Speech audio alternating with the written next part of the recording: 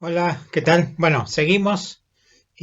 Esta es la parte 3 y lo que pueden leer ahora entonces justamente es Esther capítulo 2 versículos 1 hasta el 23.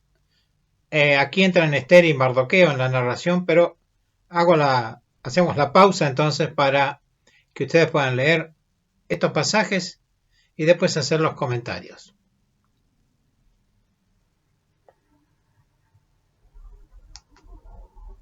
Muy bien, seguimos entonces y después de 4 años retorna entonces Jerjes o Asuero a Susa, a esta capital. Y aquí es donde se retoma la historia bíblica y lo tenemos entonces en Esther capítulo 2, que sería la lectura que ustedes habrían hecho. Había que hacer algo urgente entonces para mitigar este mal humor de la derrota que habían tenido en Grecia. Entonces se inicia la búsqueda de la reemplazante de Basti. Estas son buscadas en todo el imperio y son llevadas a la casa de las mujeres. Este era un reducto en el mismo palacio, un ambiente particular, por supuesto, para las mujeres estas, o para el harén del rey, y era atendido por eunucos. La Biblia hace referencia a el eunuco que estaba a cargo de ellos. El eunuco es un personaje un tanto, era muy común en la antigüedad. Posiblemente Daniel, por ejemplo, fue eunuco, y la idea es que se le había eliminado a esta persona la posibilidad de procrear. Por ende, no podría tener descendencia, no podía tener familia. En estas épocas, en esta antigüedad, lógicamente el tema es cómo la persona cuando se vuelve vieja, quién lo atiende, no como hoy que puede haber distintos servicios para esto. Era la familia que lo tenía que atender a partir del hijo mayor, etcétera. Entonces, el hombre trataba de tener una familia numerosa para que entonces tenga garantía de que en su vejez tendría algunos, por lo menos, que lo cuidaran. Esto es lo que hace cualquier imperio en realidad, varios, los babilonios, muchos de los imperios tenían estos eunucos. Eran personajes que trabajaban exclusivamente para la corona, para el emperador y su entorno inmediato. Y como debían directamente identificarse solo con esa función, entonces no podían tener familia, no podrían tener descendencia, y por más que tuvieran proximidad con el rey y las autoridades, de ninguna manera ninguno de su descendencia podría pretender ocupar el trono.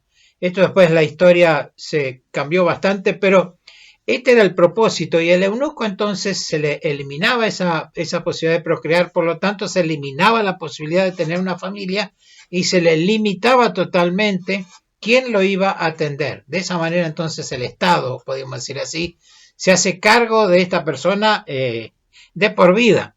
Así que el eunuco es un personaje de estas características y por supuesto lo vemos aquí encargado de la tarea de las mujeres. Entonces aparecen dos personajes que son justamente Mardoqueo y Esther. Aquí nos da la descendencia.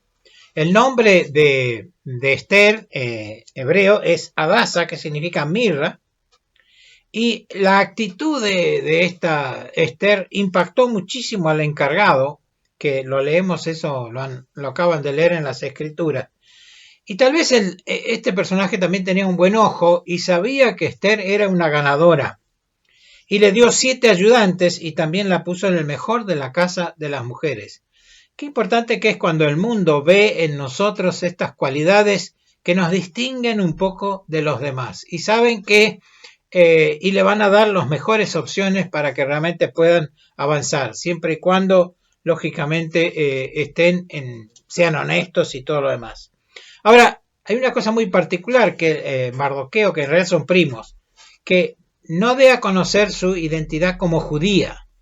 Lógicamente aquí ya no hablamos de Israel, sino solo el pueblo de Judá, después en la dispersión, digamos, son los únicos que sobreviven realmente identificados como tales, ya que los asirios habían desperdigado todas las otras tribus. La de Benjamín también estaría con Judá, pero no se la menciona. ¿Y por qué esta cuestión con los judíos? Para eso tendríamos que remontarnos a una escritura que está en Esdras 4:6.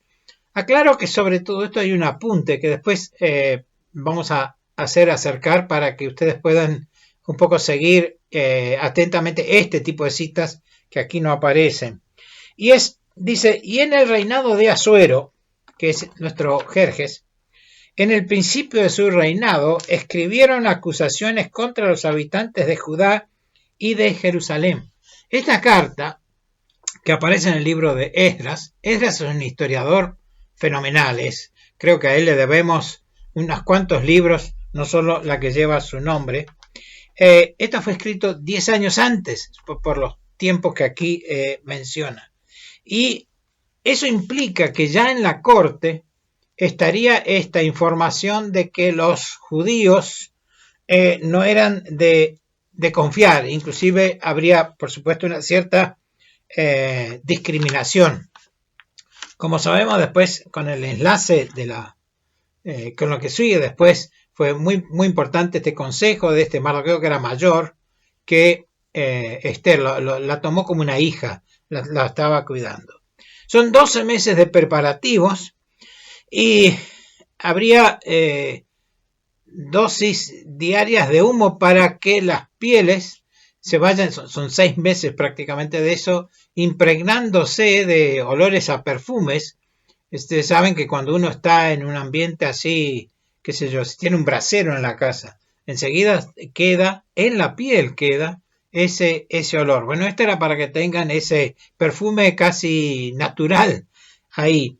Y la otra eran unos ungüentos, especialmente porque el clima allí es muy seco y por supuesto para que la piel pueda lucir muy linda, aparte de las ropas, etcétera, etcétera. Se han encontrado recipientes los arqueólogos en las cuales aclara bien que esta justamente era la modalidad.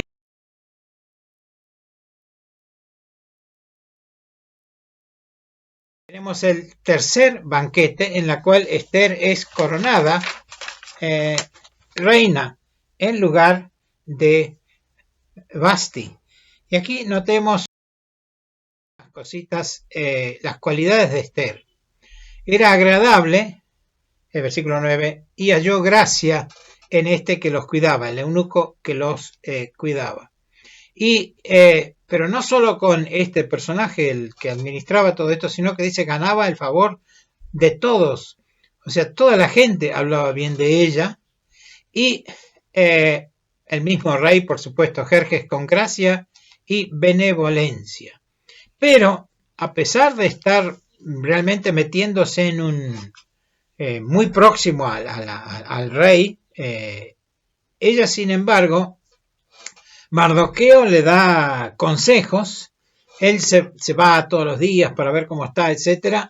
E inclusive ella hace lo que él dice, aun cuando la educaba. Y Esther ya es reina, o sea, está en una posición muy, muy encumbrada. Y entonces, aquí es muy importante porque estos puntos nos hacen ver la cualidad y la calidad de esta Esther. Ojalá nosotros también tengamos esa misma empatía, podríamos decir, con aquellos, aunque no sepan nuestros orígenes y todo lo demás, pero qué bueno que es tener un buen testimonio, en particular en este sentido.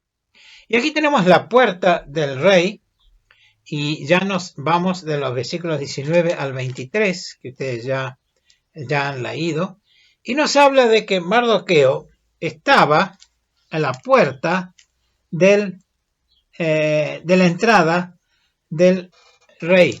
Y es esta puerta que tenemos identificada acá, ¿sí? Y es justamente el ingreso a lo que después va a ser todo el palacio, el complejo palaciego. si él está ahí, en estas piezas que había ahí, estaban los funcionarios que entendían en todas las cuestiones cotidianas del imperio.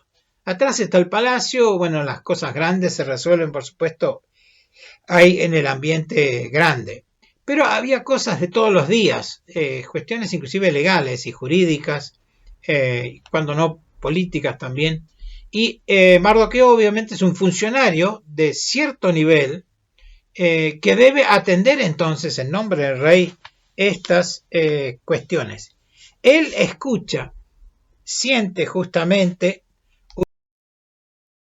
ahí en la puerta pasa de todo, y lo vemos entonces en una actitud de los dos. Aquí vemos el ensayo del procedimiento de acceso directo al rey, que será vital para la importancia para el resto de la historia. Este pequeño incidente, que es cuando él descubre lo que le han hecho estos personajes, y lo vamos a ver a esto, Mardoqueo descubre el complot.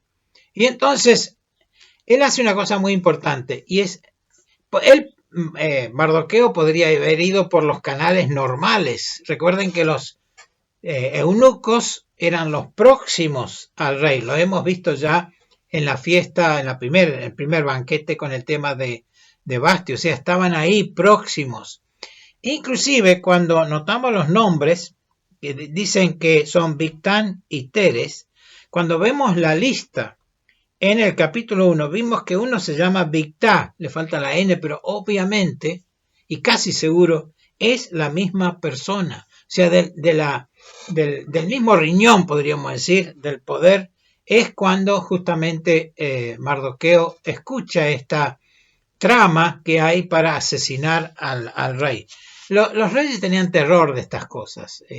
Lo vemos, por ejemplo, Nehemías era copero del rey, tenía que probar todas las cosas, las comidas, porque tenían terror, porque alguien los quisiera matar. A pesar de ser eunucos, a pesar de haber hecho todos los recursos para que tengan una vida placentera, vamos a llamar así, por lo menos permanencia en el poder. Pero Mardoqueo no va por el camino oficial, porque sabe que en algún lado se va a perder los papeles, van a cajonear el expediente, como digamos, y cuando no, desaparece después misteriosamente Mardoqueo. ¿A quién va? A Esther. Y esto es muy bueno porque ahí empieza la conexión Mardoqueo-Esther, ¿sí? Y él se conecta directamente con la que es la íntima, podríamos decir, claro, por supuesto, del mismo rey, el cual transmite a su vez al rey esta situación. Y entonces, y lo menciona Mardoqueo, es muy honesta, por eso vimos algunos puntos que analizamos muy brevemente en el slide anterior.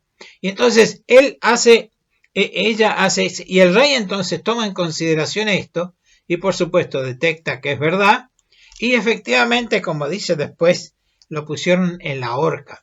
Ahora aquí conviene aclarar, porque el sistema de horca que nosotros conocemos, de ahorcado, no era un sistema de juicio, enjuiciamiento en esta época.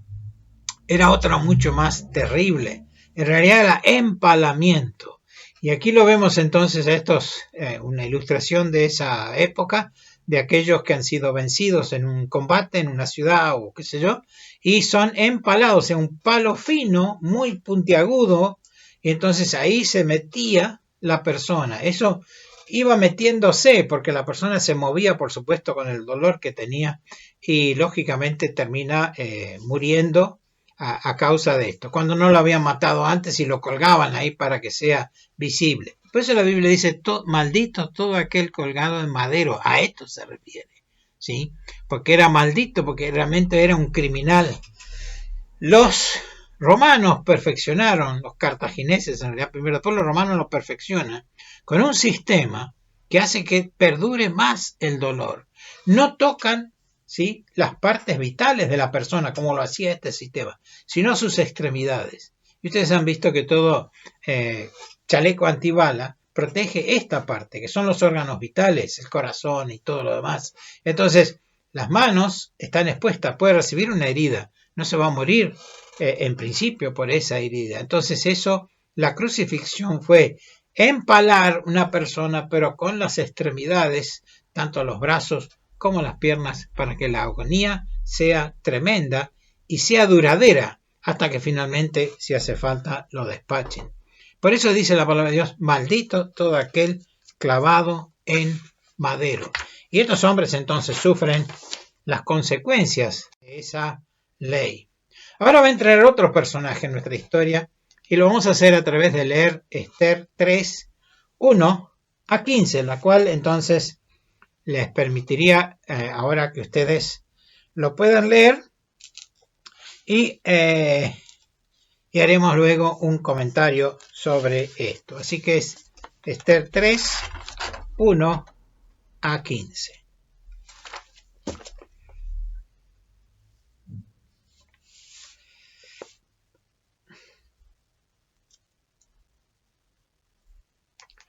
Muy bien, seguimos entonces y lo tenemos a este Amán que es ascendido por el propio rey a una posición muy...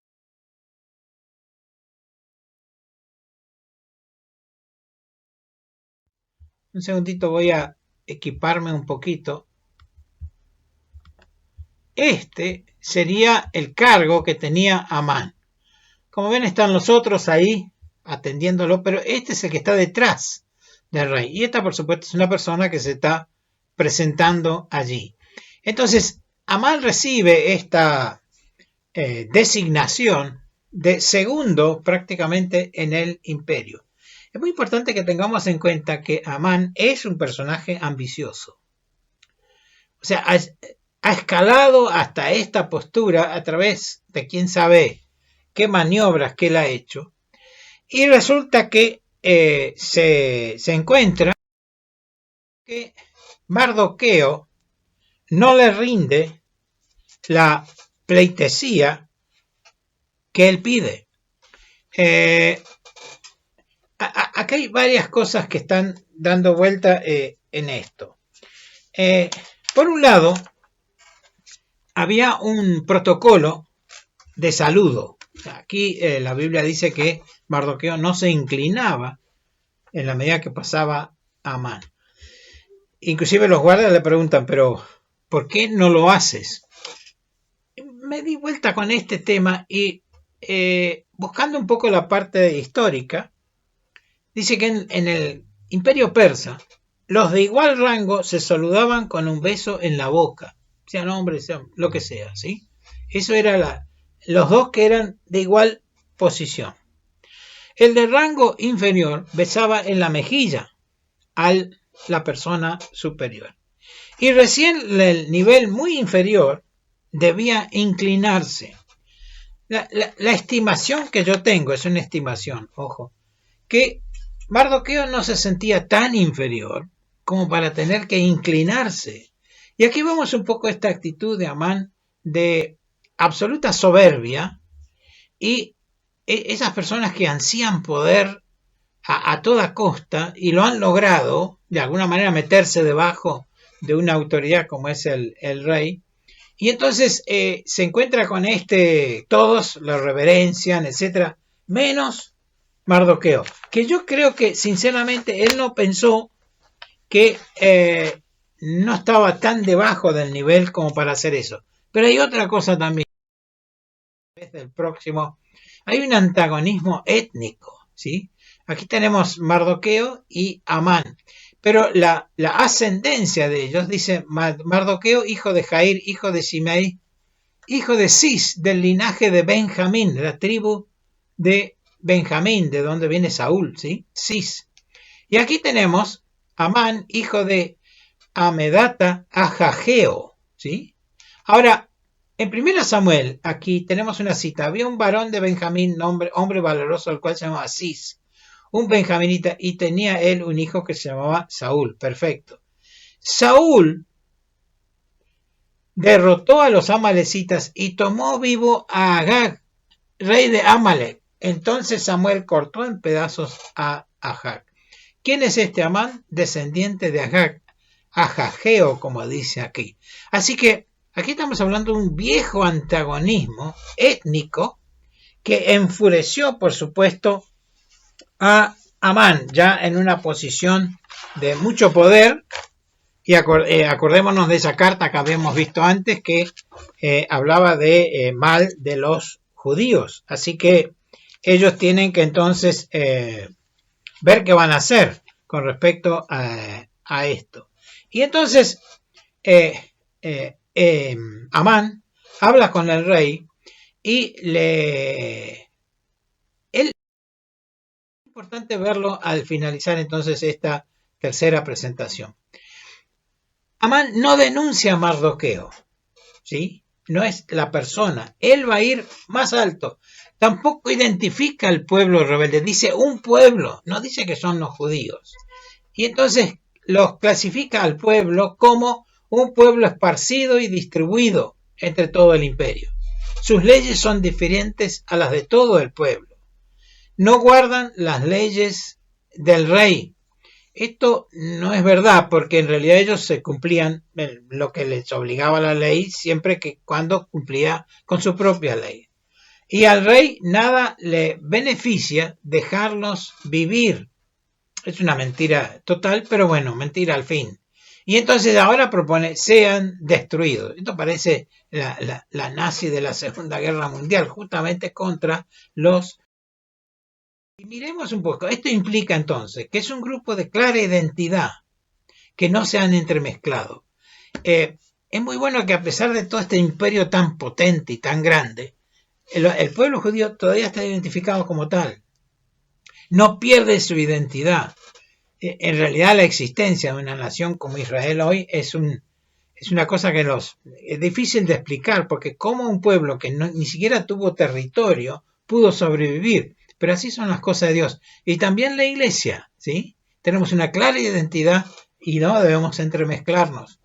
Tiene su legislación propia de comidas, adoración, etcétera, etcétera. Y no sigue el libertinaje generalizado, que en esa parte no acompaña al mundo, pero siguen sus normas. Y también una generalización aquí que es totalmente incorrecta con lo que dice que no guardan las leyes del rey. Y aquí hay intolerancia y hay discriminación. Y que en definitiva hay que eliminarlos o aniquilarlos. Esto que es la iglesia. Y con esto vamos concluyendo. Es un pueblo esparcido sobre la faz de la tierra con clara identidad propia. Pero la ley de Dios está escrita en su corazón y no sigue la corriente de este mundo.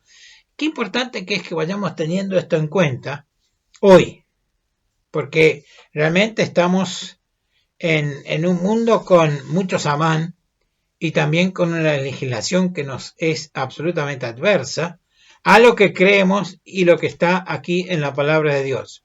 Leyes que se están aprobando que van directamente en contra de lo que Dios manda. Esto es muy importante porque es el contexto de las cosas. Hay una discriminación, una ridiculización de principios bíblicos, hay descrédito. Pero una cosa me llama la atención, mirando las noticias sobre este tema que estamos viendo ahora, de esta pandemia le llaman cuarentena, pero en realidad ya estamos más en la centena, 100 y pico de días ya de aislamiento. Y hay un señor que tiene un kiosco, una librería, vende de todo, parece, en la Villa 21. Y vez pasada dijo eso, y lo repitió también porque le agarró coronavirus, se sanó y otra vez abrió. Y dicen, ¿sabe lo que más se vende? La Biblia. Claro. O sea, a ver, qué importante, por eso digo, la silenciosa gestión de Dios, cómo aflora. Ojalá los medios tomarían esto un poco más, pero claro, ellos están en otra cosa. La persecución solapada y también la persecución abierta. Esta es la iglesia. Estos somos nosotros metidos en un mundo y ojalá tengamos entonces la valentía, como vamos a ver, de esta Esther, de Mardoqueo, pero también del pueblo de Dios, que supo elevarse al nivel de la cuestión. Que Dios lo bendiga, ya seguimos entonces con el punto 4. Muchas gracias.